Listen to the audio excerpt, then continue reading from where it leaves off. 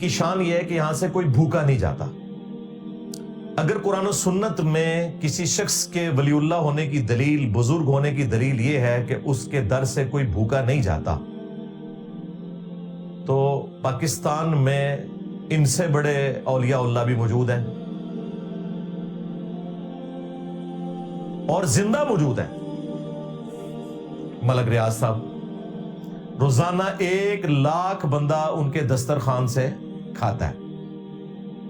علی اجویری صاحب کے مزار پہ روزانہ 1,00,000 بندہ نہیں آتا، زیادہ سے زیادہ 4-5 ہزار لوگ آتے ہیں، اور یہ بھی میں آپ کو ایگزیجریٹ کر کے بتا رہا ہوں.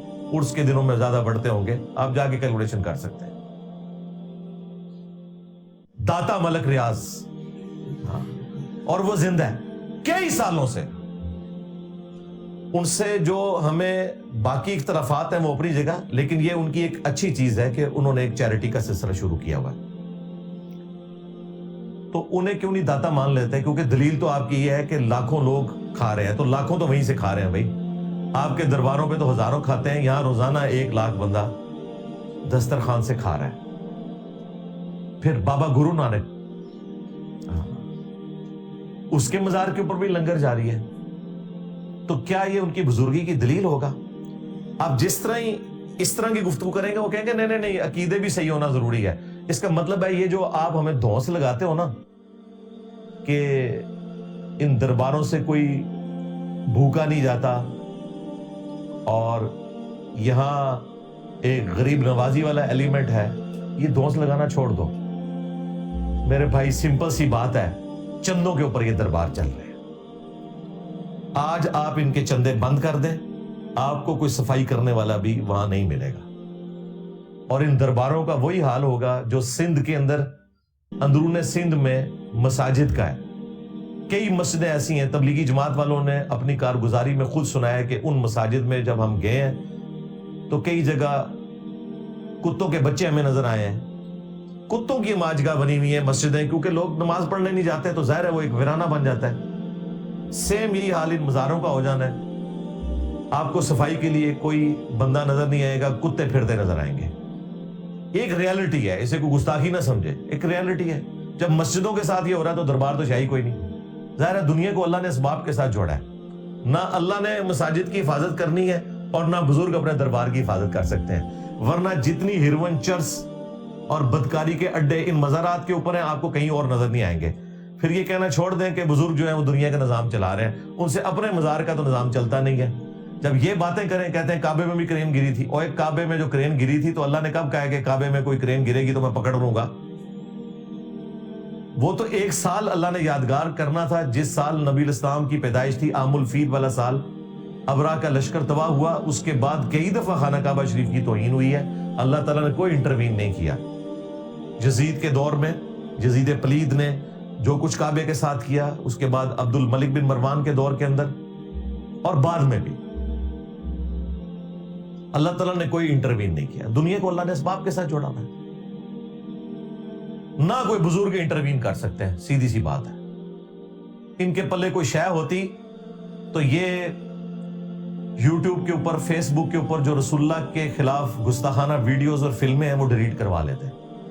اسی لیے میں وہ بابا خادم رضوی صاحب کو اکثر یاد کرتا ہوں. وہ اپنی ہر ویڈیو میں لوگوں کا خون گرمایا کرتے تھے کہ امام مالک فرماندے نے امت مر جائے. امام مالک کہتے ہیں امت مر جائے کہ نبی کی گستاخیاں ہو رہی ہیں اور امت روک نہیں رہی، اس سے بہتر ہے کہ امت مر جائے. امام مالک فرماتے تھے پھر امت زندہ کیوں ہے؟ پھر مر جائے ساری، پھر مر جائے ساری.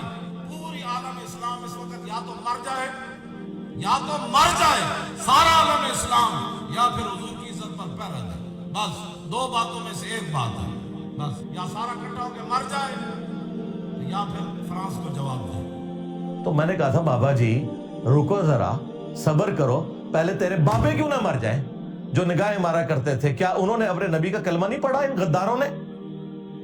آج جب مشکل وقت آیا یہ غدار چپ کر کے بیٹھ گئے. کل تک تو یہ نگاہیں مار کے اپنے مرید بھی جلا دیتے تھے، آج ان سے یوٹیوب سے ویڈیوز بھی ڈیلیٹ نہیں ہو رہی ہیں.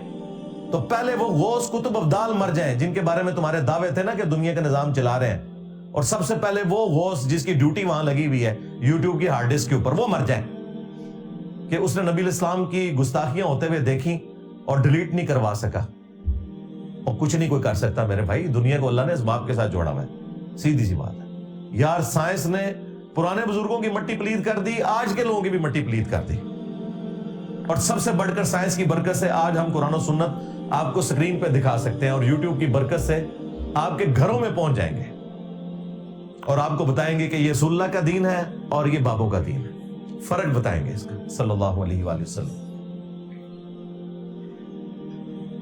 تو یہ چندوں کے اوپر سارا سلسلہ چل رہا ہے، وہ چندے جمع ہوتے ہیں، انہی چندوں میں سے کچھ آپ کے اوپر لگا دیا جاتا ہے اور کچھ وہ زیادہ تر خود ہی کھا لیتے ہیں، محکمہ اوقاف کے لوگ یا وہاں کے ملازمین، جہاں درجنوں لوگ صرف نوٹ گننے کے اوپر بیٹھے ہوئے ہوں داتا دربار پہ۔ میں تو جاتا رہا ہوں، مجھے تو آئیڈیا ہے، ہم لوگ تو کئی دفعہ شب جمعہ وہیں گزارا کرتے تھے، یہاں جیلم سے ریل کار پہ جایا کرتے تھے،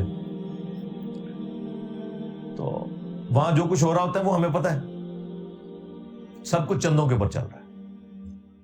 جوتیوں کے اوپر ٹوکن لگایا ہوا ہے، 60-70 روپے ایک جوڑے کا وہ لیتے ہیں، ادروائز آپ کو جوتیاں واپسی پہ سلامت نہ ملیں۔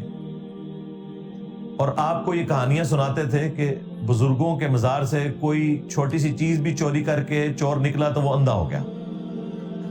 تو میرے بھائی پھر تو سارے اندھے ہو جانے چاہیے، جوتیاں تو ہمیں اوپن چھوڑنی چاہیے ان بزرگوں کے رحم و کرم کے اوپر، لیکن کوئی یہ رسک نہیں لے گا۔ جو وہاں گئے ہیں انہیں بھی پتا ہے کہ بزرگ کوئی جوتیوں کی حفاظت نہیں کریں گے۔ تو یہ داتا دربار کا حال ہے۔ اور جیلم اکیڈمی میں الحمدللہ 300 400 500 لوگ آتے ہیں، سب کو جوتیوں کا ٹوکن ملتا ہے لیکن 1 روپیہ چارج نہیں کیا جاتا، سب کو ناشتہ ملتا ہے 1 روپیہ چارج نہیں کیا جاتا، ساروں کی گاڑیوں پر موٹر بائکس کے اوپر ٹوکن لگے ہوئے ہیں، 1 روپیہ چارج نہیں کیا جاتا۔ اب بتاؤ کہ بڑا داتا کون سا ہے؟ میرے نبی سا ہے ہی کوئی نہیں، تیرے بابے تھے شاہی کوئی نہیں، یہ کہنا بنتا ہے نا۔ تو یہ جو آپ لوگ دھونس لگاتے ہیں نا کہ بزرگ چلا رہے ہیں، بزرگ کو نہیں چلا رہے، چندوں کے اوپر سارا سسٹم چل رہا ہے، خام خواہ آپ کو ایک زام ہو گیا۔ یہ اردو میں ہم لفظ بولتے ہیں زوم، ویسے لفظ عربی میں زام ہے۔